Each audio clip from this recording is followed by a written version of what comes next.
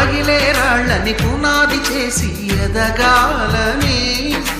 తరిమే వాళ్ళని హితులుగా తలచి ముందుకెళ్ళాలని,